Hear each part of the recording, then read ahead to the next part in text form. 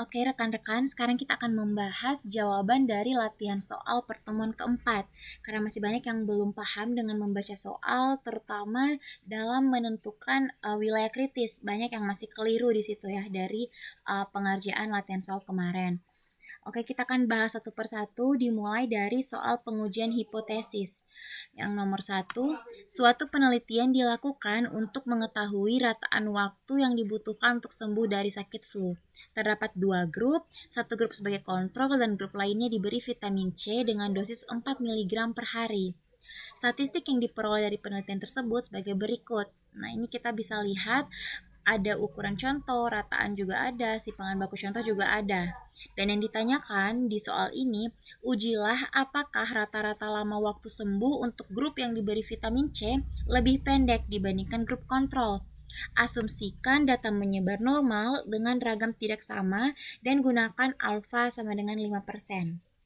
Oke, langsung saja kita identifikasi apa saja yang diketahui di soal ini gitu ya, biar nanti kita bisa lebih mudah untuk menentukan rumus mana yang akan digunakan. Oke, kita jabarkan apa saja yang diketahui. Rekan-rekan bisa lihat ukuran contoh ya diketahui, lalu rataan juga diketahui. Dan karena di soal ini tuh ada dua grup gitu ya, kita bisa lihat ada kontrol dan ada vitamin C. Berarti ada dua populasi, sehingga untuk penjabaran diketahui itu kita bisa tuliskan N1, N2, X bar 1, X bar 2, dan S1, S2 gitu ya. Lalu alfa juga diketahui, kita langsung tuliskan juga. Nah setelah itu kita bisa lebih mudah buat lihat clue-nya apa saja gitu ya. Oke, yang pertama sudah pasti kita tahu bahwa soal ini itu ada dua populasi. Kita tuliskan ada dua populasi. Nah, lalu dari penjabaran diketahui di sini, kita lihat itu tidak ada ragam gitu ya, tidak ada dibahas ragam. Nah, sehingga berarti bisa kita simpulkan bahwa di soal ini ragamnya itu tidak diketahui. Gitu ya, ragamnya tidak diketahui. Oke, ragam yang dimaksudkan di sini adalah ragam populasi ya, bukan ragam contoh. Jadi ragam populasinya tidak diketahui. Lalu di soal ini itu disebutkan asumsikan data menyebar normal dan ragam tidak sama. Jadi kita bisa tuliskan juga clue atau petunjuk yang lain adalah data menyebar normal dan ragam tidak sama. Nah dari clue-clue yang ada ini berarti bisa kita lihat di PPT kita mau menggunakan rumus yang mana gitu ya. Yang pertama kita cari dia dua populasi, rumus yang dua populasi gitu ya. Nah ini kan satu populasi, kita cari yang rumus dua populasi. Oke, yang ini, rumus yang ini. Nah selanjutnya kita lihat dia ragamnya tidak diketahui, berarti kita menggunakan rumus yang ragam tidak diketahui, yang rumus yang di bawah gitu ya, yang ini yang T. Oke, selanjutnya di rumus yang T ini itu juga menggunakan beberapa rumus di dalamnya. Ada rumus S dan ada juga rumus DB. Nah, gimana kita melihat rumus yang mana yang mau digunakan? Kita lihat dari ragamnya sama atau ragamnya tidak sama. Nah, di soal ini, clue yang lainnya adalah ragamnya tidak sama. Berarti untuk pemilihan rumus S dan rumus DB, kita menggunakan rumus yang di bawah. Yang di bawah ini. Untuk S, kita gunakan yang di bawah ini karena ragamnya tidak sama. Lalu rumus DB, kita juga menggunakan rumus yang DB efektif karena ragamnya tidak sama. Gitu ya. Rumus DB efektif yang ini. Ya, oke, sudah diketahui semua rumusnya. Kita tuliskan di sini biar lebih mudah gitu ya. Kita sudah tahu rumus mana saja yang akan dipakai. Oke, selanjutnya setelah kita sudah tahu rumus yang mana, kita tentukan hipotesisnya. Kita mulai dari H0 dan H1. Nah, dari soal, kita balik lagi ke soal. Di soal ini disebutkan, ujilah apakah rata-rata lama waktu sembuh untuk grup yang diberi vitamin C lebih pendek dibandingkan grup kontrol. Nah, berarti ini bisa kita simpulkan kalau ini adalah hipotesis satu arah. Kenapa? Karena di soal ini sudah jelas-jelas ditanyakan apakah populasi yang satu itu lebih pendek dibandingkan populasi yang kedua gitu ya, lebih pendek. Berarti kan kalau lebih pendek itu simbolnya kurang dari, sehingga hipotesis yang digunakan adalah hipotesis satu arah yang kurang dari. Nah, seumpama kalau misalkan di soal ini diminta ujilah apakah grup vitamin C ini lebih besar gitu ya, lebih panjang dibandingkan grup kontrol. Nah, berarti kita pakai yang hipotesis satu arah yang lebih dari, gitu ya. Nah, karena di sini lebih pendek, berarti kita pakai yang kurang dari. Kita lihat bentuk hipotesisnya di rumusnya, masih menggunakan rumus yang ini ya, yang dua populasi. Jangan sampai rekan-rekan salah lihat gitu rumusnya ya. Kita lihat hipotesis yang satu arah yang kurang dari. Nah, berarti kan yang di atas ini yang paling pertama, yang kurang dari. Nah, sehingga H1-nya bentuk hipotesisnya akan seperti ini. Lalu H0-nya bentuk hipotesisnya akan seperti ini. Oke, langsung kita tuliskan di sini. Selanjutnya tentukan alfanya. Karena di soal ini alfanya itu sudah diketahui 5%, maka kita langsung tuliskan saja alfa 0,05. Oke, lalu N-nya. Nah, yang ditanyakan N di sini adalah N populasi, bukan N contoh. Sedangkan data yang kita punya adalah N contoh. Ya, ini N contoh tadi di soal. Kita bisa lihat di soalnya N contoh, ukuran contoh. Sedangkan yang diminta adalah N populasi. Nah, karena kita menggunakan rumus yang ini, yang rumus T, maka untuk mencari N populasi itu kita bisa dapatkan dengan menggunakan rumus DB efektif.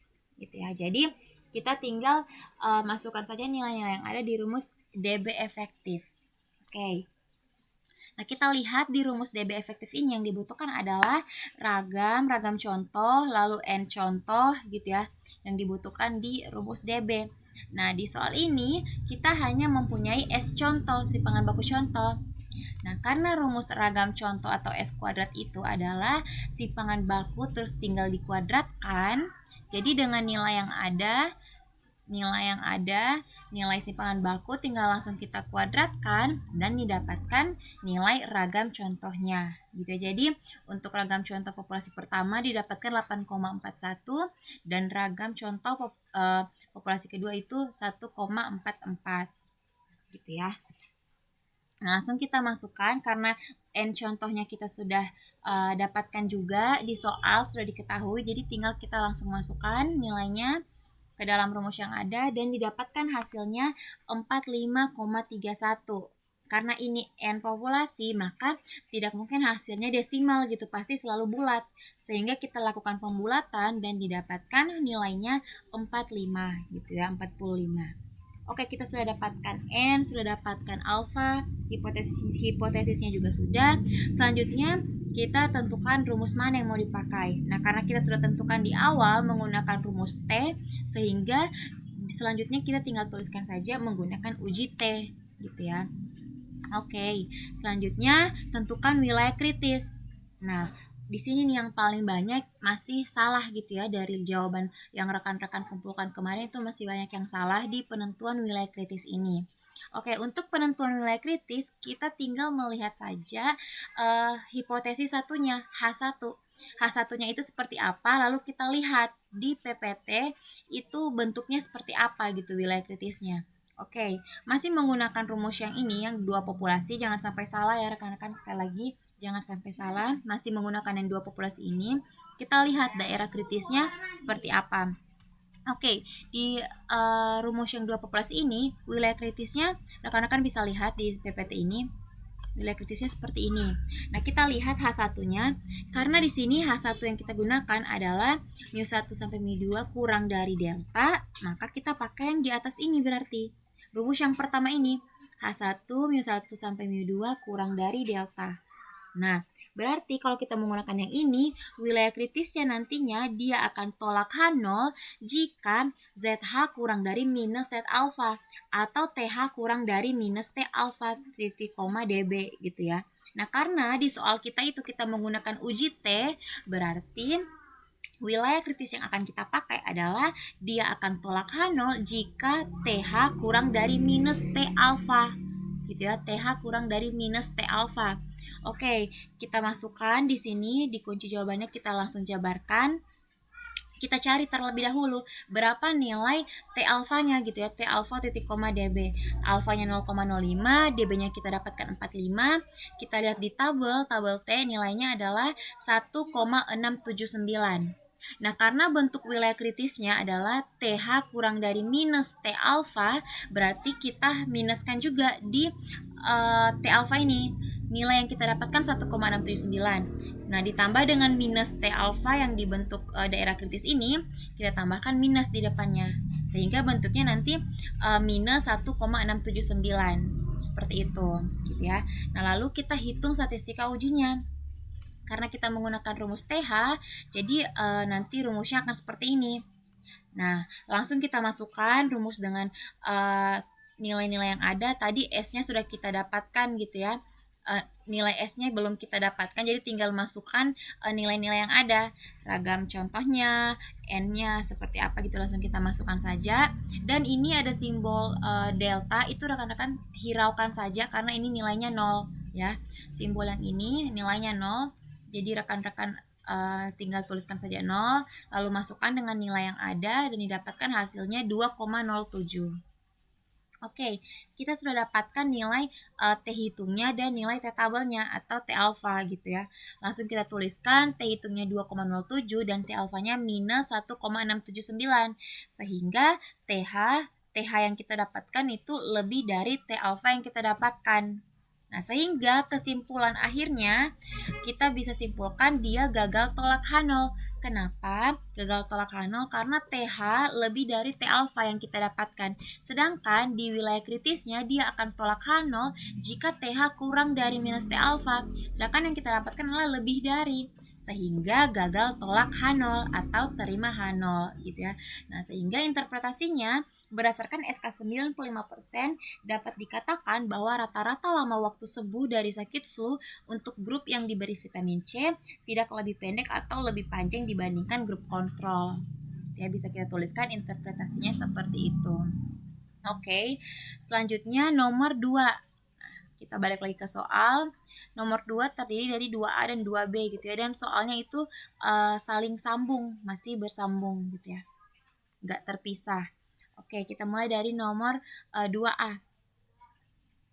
Nah, dari bentuk soal yang seperti ini bisa kita lihat bahwa oh ini pasti soal proporsi gitu ya. Karena ada nilai X-nya, lalu ada nilai prosedur yang standar ini yang 60 gitu ya. Tidak ada nilai yang lain. Jadi bisa dikatakan ini adalah proporsi. Jadi dari soal yang ini kita bisa lihat bahwa ini adalah soal proporsi. Oke, kalau soal bentuk soal yang seperti ini, bentuk soal proporsi, maka yang pertama yang harus kita cari adalah P topinya atau P dugaannya. Nah, rumus P dugaan seperti yang sudah disampaikan, rumusnya adalah X per N. Oke, kita mulai dari yang 2A. X-nya itu bisa dilihat dari soal. X-nya itu adalah 19 dan N-nya 22. Banyak pasiennya 22, jadi N-nya 22, lalu X-nya 19. Jadi langsung kita bagi saja X per N 19 per 22 sama dengan 0,86. Nah, selanjutnya nilai P0-nya. Karena ini proporsi, ini kan kita lihat di A, yang nomor 2A, nilainya P0-nya adalah 60 gitu ya. Keberhasilan dengan menggunakan prosedur yang standar adalah 60. Sehingga karena ini proporsi, maka tinggal dibagi 100 saja, 60 per 100. Didapatkan hasilnya 0,6. Oke, kita tentukan hipotesisnya gitu ya. Karena di sini di soal yang 2A diminta apa kita disuruh menguji obat baru ini apakah lebih gitu ya dari prosedur standar. Nah, prosedur standarnya 60. Berarti kalau lebih dari prosedur standar berarti lebih dari 60 atau lebih dari 0,6. Sehingga H1-nya itu P lebih dari 0,6. Dan untuk H0-nya kalau kita bingung H0-nya seperti apa, kita bisa lihat bentuk hipotesisnya seperti apa. Ya, kita lihat bentuk hipotesisnya seperti apa. Nah, karena ini adalah populasinya hanya satu gitu ya, dari soal populasinya hanya satu, maka rumus proporsi yang kita gunakan adalah rumus proporsi untuk satu populasi. Oke, kita lihat rumusnya untuk satu populasi. Oke, seperti ini rumusnya. Kita pakai yang rumus ZH ya. Nah, bentuk hipotesisnya kita lihat bentuk hipotesisnya seperti ini. Karena H1 kita P lebih dari P0, maka H0-nya seperti ini bentuknya gitu ya. P sama dengan P0. Oke, kita tuliskan hipotesisnya seperti ini. Lalu alfanya sudah diketahui di soal 0,05. N-nya juga sudah diketahui di soal kan ya. N contohnya 22. N-nya 22, jadi kita tuliskan N22. Mohon maaf, N populasinya 22. Lalu menggunakan uji Z, karena ini soal proporsi, jadi kita tidak ada pilihan rumus lain gitu ya. Jadi hanya satu rumus menggunakan uji Z. Nah, wilayah kritisnya kita lihat lagi. H1 yang kita punya adalah P lebih dari P0. Oke, kita lihat H1-nya P lebih dari P0. Berarti kita pakai yang bentuk yang kedua. H1 P lebih dari P0 sehingga dia akan tolak H0 jika ZH lebih dari Z alpha. Gitu ya, seperti ini. Oke, kita tuliskan ZH lebih dari Z0 dan kita cari nilai Z alfanya. Karena alfanya 0,05, berarti nilai Z 0,05 adalah 1,645. Oke, kita hitung statistika ujinya sesuai rumus yang ada. ZH sama dengan P topi kurang P0 lalu dibagi. Rekan-rekan bisa lihat. Nah, hasilnya yang didapatkan setelah kita sudah masukkan semua nilai yang ada, didapatkan hasilnya 2,49. Oke, ZH-nya kita dapatkan 2,49, lalu Z alfanya kita dapatkan 1,645, sehingga bisa kita katakan ZH yang kita dapatkan itu lebih dari Z alfa. Maka kesimpulannya adalah tolak H0. Kenapa tolak H0? Karena sesuai dengan wilayah kritisnya. Wilayah kritisnya menyebutkan dia akan tolak H0 jika ZH lebih dari Z alfa. Nah, kita dapatkan juga sama, ZH lebih dari Z alfa, sehingga kesimpulannya tolak H0.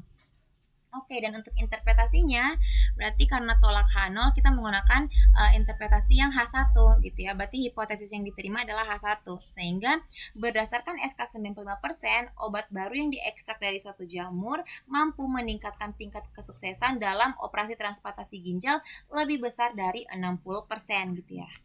Oke, untuk yang 2B, karena 2B ini soalnya masih nyambung, sehingga kita masih sama gitu ya, hipotesisnya juga masih sama karena soalnya masih nyambung. Hanya saja yang berbeda dari nomor 2B ini adalah nilai X dan nilai N-nya. Kita lihat yang di soal 2B itu, jika kemudian dilakukan pengamatan terhadap 35 pasien dan 25 diantaranya berhasil menjalani transplantasi ginjal dan seterusnya, maka yang kita lihat perbedaan di sini hanya nilai X dan N-nya. Oke, jadi kita cari dulu nilai P topinya. Kita lihat X per N, jadi X-nya 25, N-nya banyak populasinya adalah 35 gitu ya. Jadi 25 per 35 sama dengan 0,71. Oke, 0,71. Nah, P0-nya juga masih sama, 0,6. Lalu hipotesisnya juga masih sama ya. Nah, untuk alfanya juga masih sama 0,05. N-nya sudah jadi 35. Kita tuliskan N 35. Lalu rumusnya juga masih menggunakan uji Z dan wilayah kritisnya juga sama, masih menggunakan yang tolak H0 jika ZH lebih dari Z alfa. Oke, yang berbeda di nilai ZH-nya karena P topinya juga sudah berbeda. Oke, kita masukkan nilainya sehingga hasil yang kita dapatkan adalah 1,33. Oke, kita bandingkan ZH yang kita dapatkan 1,33 dan Z alfa yang kita dapatkan 1,645 sehingga bisa kita simpulkan dia gagal tolak H0 karena ZH kurang dari Z alfa. Sedangkan wilayah kritisnya dia akan tolak H0 jika ZH lebih dari Z alfa. Oke, sehingga dia gagal tolak H0 atau terima H0. Sehingga interpretasinya hipotesis yang diterima adalah H0 gitu ya, hipotesis H0. Sehingga berdasarkan SK 95% dapat dikatakan bahwa obat baru tersebut tidak lebih baik dari prosedur yang standar gitu ya. Oke. Kita lanjut ke nomor 3. Nomor 3 kita lihat hasil tangkapan ikan lemuru memiliki berat 15 ekor ikan seperti pada data berikut. Jadi kita punya data contoh gitu ya. Kita punya data contoh, lalu kita nanti berarti akan cari berapa nilai X barnya, nilai S-nya, lalu nilai ragamnya seperti itu gitu ya. Dan ditanyakan jika taraf nyata 5%, dapatkah diyakini bahwa populasi ikan lemuru rata-rata memiliki berat 1,2 kg gitu ya. Oke, nah sehingga kita identifikasi dulu apa saja yang diketahui. Yang diketahui yang pertama adalah N contohnya gitu ya. N populasinya 15. Oke, kita tuliskan N-nya 15. Lalu di sini disebutkan bahwa dari soal rata-rata populasinya itu 1,2 gitu ya. Jadi kita tuliskan rata-rata populasi atau mu 0 sama dengan 1,2, lalu alfanya diketahui 0,05. Oke. Jadi clue atau petunjuk soal yang kita dapatkan adalah yang pertama, dia hanya ada satu populasi. Lalu yang kedua, ragam populasinya tidak diketahui ya, ragam populasinya tidak diketahui, sehingga dari data populasi yang ada ini kita cari dulu nilainya, baru kita dapatkan gitu ya ragam populasinya. Nah, sehingga dengan data yang ada ini kita memilih menggunakan rumus yang T. Kita balik lagi ke PPT yang satu populasi. Oke, yang ini pengujian nilai tengah satu populasi. Nah, karena ragamnya tidak diketahui, ragam populasi tidak diketahui, sehingga kita menggunakan rumus yang di bawah ini, yang TH sama dengan X bar min mu 0 per S per akar N. Oke, kita tuliskan. Lalu kita tentukan yang hipotesisnya, H0 dan H1-nya. Rekan-rekan bisa lihat bentuk hipotesisnya akan seperti ini. Nah, kita lihat di soalnya disebutkan apa. Nah, dibilang, dapatkah diyakini bahwa populasi ikan lemuru rata-rata memiliki berat 1,2 kg gitu ya. Dia tidak disebutkan apakah dia lebih dari atau kurang dari atau lebih pendek dan sebagainya. Hanya disuruh dapatkah diyakini bahwa populasi ikan lemuru rata-rata memiliki berat 1,2 kg gitu ya. Jadi kita bisa simpulkan bahwa ini hipotesisnya dua arah. Jadi hipotesisnya dua arah karena kita hanya ditanya apakah populasi ini memiliki rata-rata 1,2 kg gitu, bukan apakah dia lebih dari 1,2 atau kurang dari, seperti itu. Nah, sehingga hipotesis yang kita gunakan adalah hipotesis dua arah yang di bawah ini. Berarti bentuknya nanti akan seperti ini. H1 lalu H0-nya akan seperti ini. Oke, alfanya diketahui di soal 5%, berarti 0,05. N-nya juga diketahui 15. Jadi langsung kita tuliskan N populasinya 15. Lalu menggunakan uji T gitu ya, seperti yang sudah kita tentukan di awal. Lalu menentukan wilayah kritisnya. Nah, rekan-rekan bisa lihat H1-nya itu mu tidak sama dengan 1,2. Berarti kita lihat daerah kritisnya yang H1 mu tidak sama dengan gitu ya. Oke, kita lihat dari sini. Berarti menggunakan rumus yang di bawah ini. H1 mu-nya tidak sama dengan ya, tidak sama dengan mu 0. Berarti hipotesisnya nantinya untuk wilayah kritis dia akan tolak H0 jika ZH mutlak lebih dari Z alfa per 2 atau TH mutlak lebih dari T alfa per 2 titik koma dB. Oke, sehingga yang kita pakai uji T, karena kita menggunakan uji T, yang kita pakai adalah ini, dia akan tolak H0 jika TH mutlak lebih dari T alfa per 2 titik koma dB. Oke, langsung kita tuliskan di sini dan kita cari berapa nilai T alfa per 2 titik koma dB-nya. Kita cari dB di sini bisa dilihat rumusnya N-1, sehingga N kita 15 dikurang 1 hasilnya 14. Jadi dB-nya 14. Lalu alfanya karena alfa per 2 jadi 0,025. Kita lihat dari nilai T yang ada 0,025 14, hasilnya adalah 2,145. Oke, kita sudah dapatkan nilai T alfanya. Sekarang kita cari T hitungnya. Kita masukkan ke dalam rumus, semuanya sudah ada gitu ya.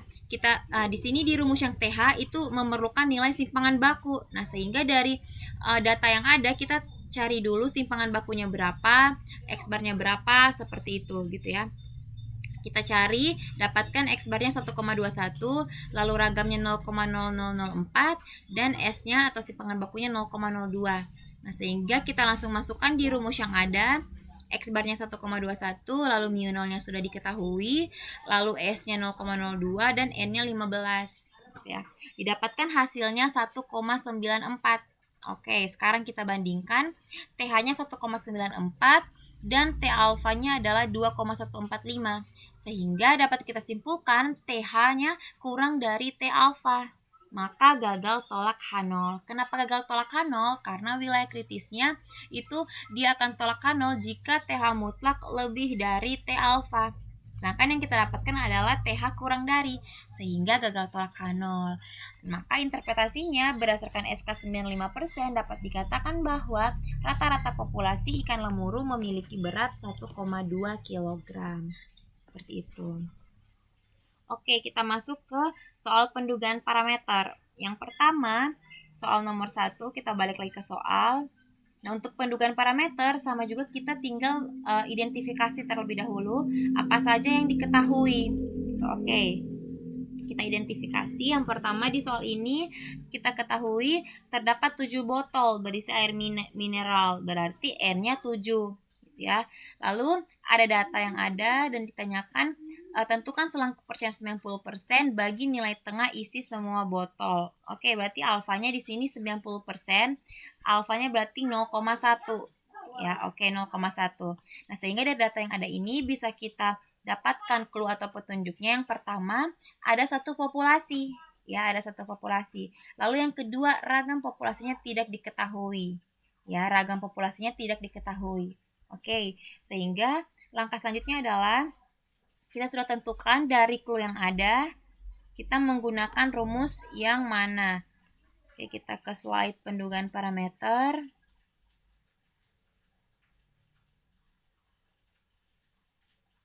Oke, karena ini dia satu populasi, berarti kita menggunakan rumus yang selang kepercayaan bagi mu untuk satu populasi. Dan ragamnya tidak diketahui, berarti kita menggunakan rumus yang ini ya, yang rumus T berarti. Oke, dari rumus yang ada ini, sekarang kita cari dulu nilai-nilainya yang masih belum ada gitu ya di soal ini, sehingga nanti bisa dimasukkan ke dalam rumus. Oke, yang pertama adalah X bar. Nah, kita cari X barnya dulu. Kan di soalnya sudah ada nilai-nilainya gitu ya, datanya sudah ada, sehingga kita tinggal cari saja nilai X barnya dari data ini. Nilai X bar, lalu nilai ragam, lalu nilai simpangan baku, kita cari semuanya dari data itu menggunakan rumus yang biasa. Lalu di soal di rumus ini, rumus yang T ini yang ragam populasi tidak diketahui itu membutuhkan nilai V gitu ya, nilai V. Nah, dari rumus ini nilai V-nya N-1, sehingga kita juga cari nilai V-nya 7-1 sama dengan 6 gitu. Dan karena SK-nya 90%, jadi alfanya 0,1 sehingga nilai T alfanya, nah di sini kita bisa lihat dari rumus ini nilainya T alfa per 2, V. Berarti kita cari T alfa per 2, alfanya 0,1, 0,1 per 2, V. Nah, V-nya itu adalah 6. Berarti kita tuliskan di sini 6. Sehingga di tabel T nantinya kita cari nilai 0,05 sama nilai 6 gitu ya, V atau DB. Nah, didapatkan hasilnya 1,943. Oke, setelah sudah dapatkan semua nilai-nilai yang ada, lalu tinggal kita masukkan ke dalam rumus dan didapatkan nilainya 8,8077 di sebelah kiri dan di sebelah kanan 9,1923. Atau bisa kita tuliskan bentuknya 9 plus minus 0,1923. Oke, untuk soal yang kedua. Soal yang kedua sama juga, kita jabarkan dulu apa saja yang diketahui gitu ya. Nah, dari soal yang ini yang nomor 2 kita bisa lihat nilai N-nya sudah ada ya, 60, lalu ada juga 85 gitu. Dan ini bisa kita lihat dia ada dua populasi. Sehingga kita tuliskan N1, N2. Oke, 60, 85, lalu diketahui juga rata-ratanya. Rata-ratanya ada 80, ada 84, lalu ada juga simpangan bakunya 9 dan 12 gitu ya. Dan ini sudah simpangan baku populasi. Berarti kan akan lebih mudah kalau sudah simpangan baku populasi. Berarti kalau untuk mencari ragam tinggal dikuadratkan gitu ya. Tinggal dikuadratkan dari nilai simpangan baku populasi. Oke, sudah ada. Berarti bisa kita tuliskan seperti ini. Simpangan bakunya 9 lalu tinggal dikuadratkan, 9 dikuadratkan jadi 81. Nah, berarti kan kita sudah dapatkan ragamnya apa. Sehingga di clue-nya yang pertama sudah pasti dia ada dua populasi. Lalu clue yang kedua, ragam kedua populasi diketahui gitu ya, karena simpangan baku populasinya sudah ada, tinggal dikuadratkan saja. Berbeda dengan soal-soal yang lain yang sebelum-sebelum ini yang pengujian hipotesis juga, itu yang diketahui hanya simpangan baku contoh, sehingga kan nanti tidak bisa kita simpulkan bisa dikuadratkan, langsung dikuadratkan dan didapatkan nilai ragam populasi. Bukan seperti itu. Kalau nanti dari simpangan baku contoh langsung dikuadratkan, itu yang didapatkan adalah ragam contoh, bukan ragam populasi gitu ya. Jadi rekan-rekan harus hati-hati di situ. Karena di sini simpangan baku populasi yang sudah diketahui, berarti ragam populasinya juga akan lebih mudah gitu, tinggal dikuadratkan langsung didapatkan. Sehingga clue yang kedua, ragam populasinya sudah diketahui gitu ya. Oke, dari clue yang ada ini maka kita menggunakan rumus, kita cari yang dua populasi. Oke, yang ini selang kepercayaan bagi mu untuk dua populasi dan ragamnya sudah diketahui. Oke, berarti kita menggunakan rumus yang pertama, ragam kedua populasi sudah diketahui. Oke, langsung kita masukkan, dan di sini di rumus ini kita membutuhkan nilai Z alfa per 2. Nah, selang kepercayaannya 96%, alfanya 0,04, sehingga dengan demikian nilai Z alfa per 2-nya adalah 2,05. Oke. Kita masukkan ke dalam rumus nilai-nilai yang ada. Langsung masukkan dan dapatkan nilainya 0,4233 di sebelah kiri dan 7,5767 di sebelah kanan. Atau 4 plus minus 3,5767. Oke, dan selanjutnya yang terakhir, nomor 3, kita balik lagi ke soal. Nah, dari soal ini kita bisa lihat sama kayak yang soal hipotesis yang awal. Bentuknya seperti ini, ada X, ada N, dan hanya ada selang kepercayaan gitu. Berarti soal ini adalah soal proporsi. Oke, soal proporsi, X-nya sudah ada, N-nya juga sudah ada, maka yang pertama kita cari P dugaannya berapa. Oke, P dugaannya X per N 1500 dibagi 3000, hasilnya 0,5. Nah, lalu N-nya juga diketahui 3000. SK-nya juga diketahui 95%, berarti alfa 0,05, sehingga nilai Z alfa per 2-nya 1,96. Oke, kapan kita mengetahui dianya Z alfa per 2 atau Z alfa seperti itu? Nah, kita lihat rumusnya. Oke, karena ini rumus proporsi, berarti kita menggunakan rumus yang proporsi, selang kepercayaan bagi proporsi. Oke, berarti kita menggunakan rumus yang ini gitu ya. Nah, di rumus ini yang dibutuhkan adalah Z alfa per 2, sehingga tadi kita cari Z alfa per 2. Didapatkan nilainya 1,96. Oke, karena semuanya sudah ada, maka langsung kita masukkan ke dalam rumus yang ada. Gitu ya, kita langsung masukkan dan didapatkan hasilnya di sebelah kiri 0,4821 dan di sisi kanan 0,5179.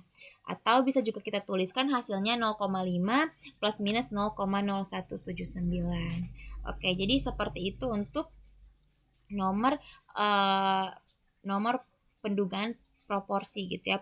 Mohon maaf, pendugaan parameter. Oke. Jadi ini nomor 1 sampai nomor 6 gitu ya. Dari 2 soal yang ada, pendugaan parameter dan pengujian hipotesis. Oke, sekian penjelasan atau pembahasan untuk kunci jawaban latihan soal pertemuan keempat. Terima kasih.